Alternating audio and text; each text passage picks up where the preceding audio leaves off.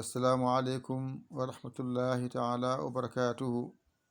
E bandiraɓe sehilaɓe jangguiyankoɓe en garti e windande men hande noon eɗen janga e mawɗo e tokoso e durtaɗo. ɗum ɗo woni fa mawɗo, fa tokoso. ɗum ɗo woni ga mawɗo, ɗum ɗo woni ga tokoso. ɗum ɗo woni ha mawɗo, ɗum ɗo woni ha tokoso. so waɗi ni ko i mawɗo, so wayi ni ko i tokoso, so wayi ni ko i poɗɗo. windere men ɗimmire nani wadde ko e fa ga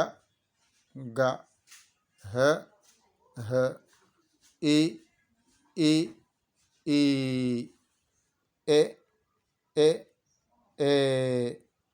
fa ga h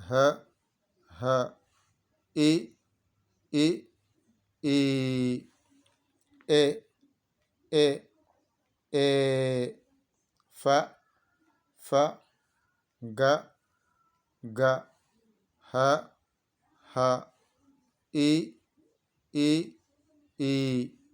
ɗum ɗo woni mawɗe ɗe. tokoso nani ari ardi, ɗum ɗo ko porgal, ɗum ko porgal. wadde ko o woni e mawɗo e tokoso e durtaɗo woni pooɗaɗo. fa mawɗo, fa tokoso ari ardi. ga mawɗo, ga tokoso ari ardi. ha mawɗo, ha tokoso ari ardi. i mawɗo, i tokoso ari ardi. ɗo ko porgal mbiya i. wadde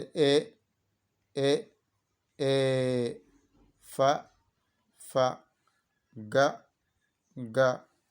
h i windere men ɗimmire ɗo haaɗi. ƴettu kuɗol ma e karne ma mbañitoɗa jangga ɗigga. a hoolaki hoorema, ƴeewa camorɗo ma, ɗakkoɗa sara makko holluma ha jiita lawol. aɗa ñaanimon holluma mon walluma. noddu en e 00221 77 906 14 81 caggiroɗa jaggidma inchallahu taala. ko musidɗo mon giɗo mon almudo mon nder e bowal Yaya Ly Kola Sénégal. alhamdulillahi rabbil alamina. on jarama, wassalam.